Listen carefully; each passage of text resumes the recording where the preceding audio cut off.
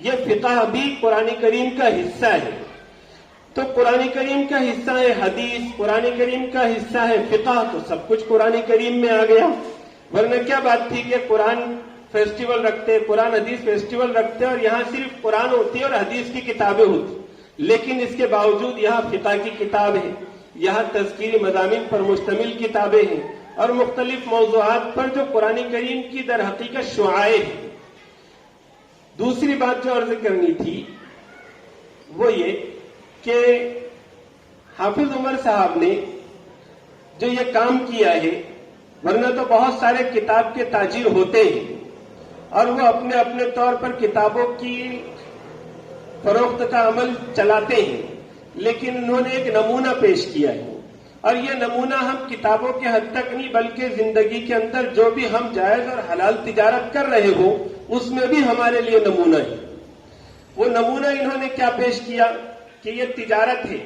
جیسے پہلے یہ بات آ رہی تھی کہ یہ تجارت سمجھ کے نہیں کر رہے ہیں بلکہ یہ قرآنی علوم پھیلانے کے لیے کر رہے ہیں. چونکہ اختلاف کا ہر ایک کو حق ہے، میری سمجھ یہ ہے کہ ہم نے اس کو اس طرح سے پروموٹ کرنا چاہیے کہ اصل تجارت یہ ہوتی ہے. اصل تجارت یہ ہوتی ہے کہ ہم تجارت تو کریں ہی لیکن اس تجارت کو دعوت بنا دیں، اس تجارت کو خدمت بنا دیں، اس تجارت کو ہم مسلمانوں کی اصلاح، مسلمانوں کی فلاح، اس کا ذریعہ اس کو تجارت کو بنا دیں اور ہر تجارت کو بنا دیں. یہ فقہ بھی قرآن کریم کا حصہ ہے. تو قرآن کریم کا حصہ ہے حدیث، قرآن کریم کا حصہ ہے فقہ، تو سب کچھ قرآن کریم میں آ گیا. ورنہ کیا بات تھی کہ قرآن فیسٹیول رکھتے، قرآن حدیث فیسٹیول رکھتے اور یہاں عمر صاحب کا جو یہ فعل ہے اور یہ جو کام ہے کہ وہ اس کو قرآن اور حدیث کی تحریک بنا کر کام کر رہے ہیں، تو ان کی یہ جو تجارت ہے، ان کی تجارت ہے اور یہ تجارت ایک مثالی تجارت ہے جو ہر ایک کو ایک راستہ دے رہی ہے. وہ یہاں وہاں سے اتنی کتابیں انہوں نے لے کر آئے تو اس میں ان کا بھی گزر اوقات کا سامان ہو جائے اور اس کے ذریعے سے لوگ بھی قرآن اور حدیث سے جڑ جائے. انہوں نے بنیادی کام یہ بھی کیا ہے کہ صرف کتابوں کا سیل نہیں لگے گا کہ جس میں وقتاً فوقتاً لوگ آئیں اور کتابیں خریدتے ہوئے جائیں. انہوں نے یہاں پر 3 پروگرام بھی رکھے ہیں. کل دوپہر میں ظہر کی نماز کے بعد خواتین کے لیے پروگرام رکھا گیا ہے، ورنہ خواتین آج بھی آ سکتی ہے اور خرید کر جا سکتی ہے. کل جو دوپہر میں پروگرام ہے اس میں ان کے سامنے ایک عنوان کے تحت علماء کرام کا بیان ہوگا، ان کو قرآن و سنت سے قریب کرنے کا کام ہوگا. پھر کل شام میں عشاء کے بعد نوجوانان کے لیے ایک پروگرام رکھا گیا ہے 9 بجے سے، ان کے بیچ میں بھی بیان ہوگا، ان کو بھی قریب کیا جائے گا، ان کے اندر کے بگاڑ کو سامنے رکھ کر بات کی جائے گی.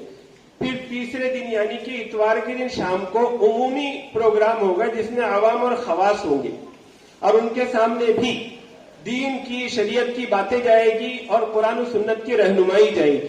تو یہ ظاہر سی بات ہے کہ ایک تجارت کے ساتھ یہ چیزیں جڑی. اب یہ ساری چیزیں جڑی تو اس جڑنے نے ان کی تجارت کو ایک الگ شان تو دی ہی دی لیکن امت کے لیے بھی خیر و برکت کا ذریعہ بن گئی.